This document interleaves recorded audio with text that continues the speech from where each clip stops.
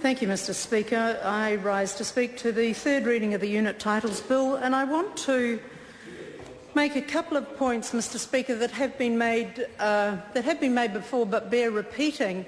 And I appreciate the words of the previous speaker, and I remember, in fact, having interviewed her at one point for the position of Chief Executive of Housing New Zealand, and regret that she wasn't appointed to that position at that time, because, in fact, she would have been a very able CEO of Housing New Zealand had she been appointed.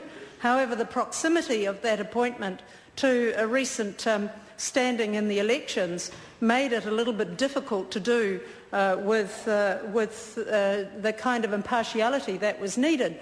But I recognise that member's commitment to housing, and that is really the basis of what I want to say about this Unit Titles Bill. And that is that while it does do some good things, there's no doubt that it does, we wouldn't be supporting it otherwise. It came out of the Labour government, and it was introduced by us on the 29th of May 2008, and it was referred to the Social Services Select Committee after its first reading on the 5th of March 2009.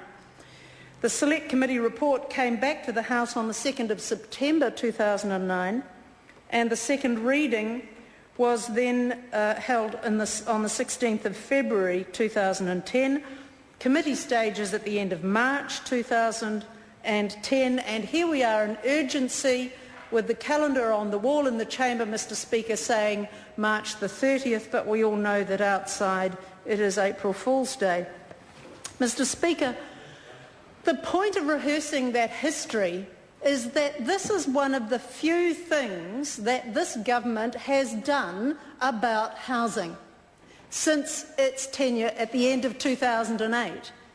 And while we are supportive of this, as I say, why would we not be, seeing it originated with us, the fact that it's taken this long and we are now having to sit in this fabricated urgency in order to see off the third reading is an indictment on this government, quite frankly.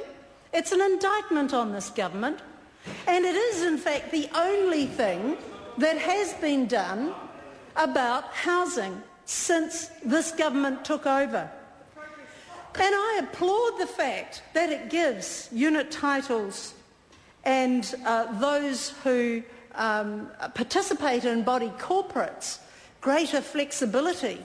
Of course, the bill was designed in its initial stages to address the 38-year difference between the original unit titles legislation and the kind of situation we have now, where blocks of flats and high-rise apartment buildings have been proliferating in recent times.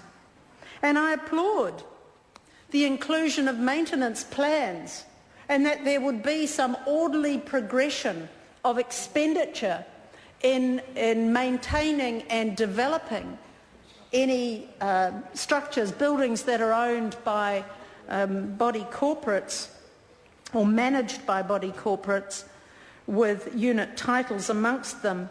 That will help individual unit title owners to manage the costs of maintenance and ongoing improvement. But, Mr Speaker, is that all there is from this government on housing? One of the most pressing issues that we have in front of us at the moment, there has been no improvement in housing affordability under this government. And while I'm very pleased that the Unit Titles Bill is going to get us into the modern era with respect to unit titles, there has been no progress on housing affordability or any imagination applied to creating affordable housing since this government took office. Despite the government's slogans during the election campaign, this is one area where they have been palpably lacking in ambition. No such thing as being ambitious for New Zealand when it comes to housing the poor, or allowing people on modest incomes to get into the housing market for the first time. While the unit titles bill may help those who have been able to buy a unit in a block of flats or an apartment in a high-rise building, and they will be grateful for the modernisation of the legislation, there has been no measure taken, no imagination applied, no announcements made that would give anybody the impression that this government cares a jot about whether or not people can afford to buy their own houses and to live with the security that owning your own house provides.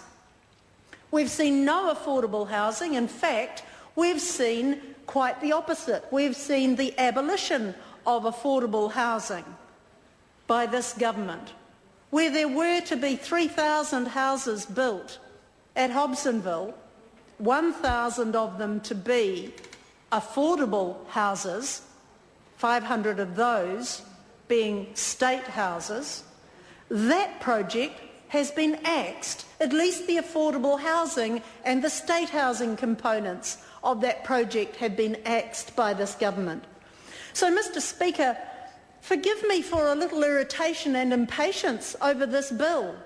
This is the only thing they have to show for 15 months in office in the housing portfolio. One disgraced minister and one piece of legislation they didn't even think of, and I am pleased to support it, but I don't want it to go by completely unnoticed that this is the only thing they have done in housing, and now we have them rehabilitating the Minister of Housing, the former Minister of Housing, at breakneck speed. For what purpose? So that we can have another 15 months of inaction, another 15 months of no announcements about their fabled Gateway program, nothing about urban renewal to provide affordable housing. The only thing that goes to urban renewal coming out of this government is this little bill, which wasn't even theirs in origin. This is a pathetic performance, Mr. Speaker. And for the government to sit there and pretend that this needs to be done in urgency when it should have been done a year ago is shabby and inadequate and speaks of gross incompetence, Mr. Speaker. Where indeed is residential tenancies? But we don't even have any advertising of the former government, the Labor government's shared equity program. It hasn't been shelved, to my knowledge, but it certainly hasn't been advertised. And so the creative solutions that the Labor government was coming up with towards, particularly towards the end of our tenure in office, when the problem of housing affordability had exploded on the scene in New Zealand, the fact that there has been nothing addressing that coming out of this government, and all we have, Mr. Speaker, is the unit titles bill being read for a third time under urgency when it could have been managed more competently in ordinary hours, is an indictment on this government. So the minister who is now responsible, because it was Phil Heatley's name on this bill and now I see it as Maurice Williamson's, so the minister who's now responsible for this bill may go off into his Easter break feeling proud of himself. Well, I just ask him to reflect on this. I ask him to reflect on it. A, it's not his idea. B, it's taken him ages.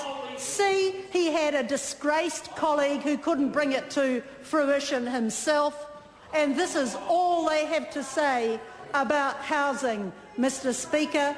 It is not good enough. We will vote for this bill, of course we will, because it had things in it that we designed in the first place. And it is good that it is finally here. but the process and the things that are missing from housing from this government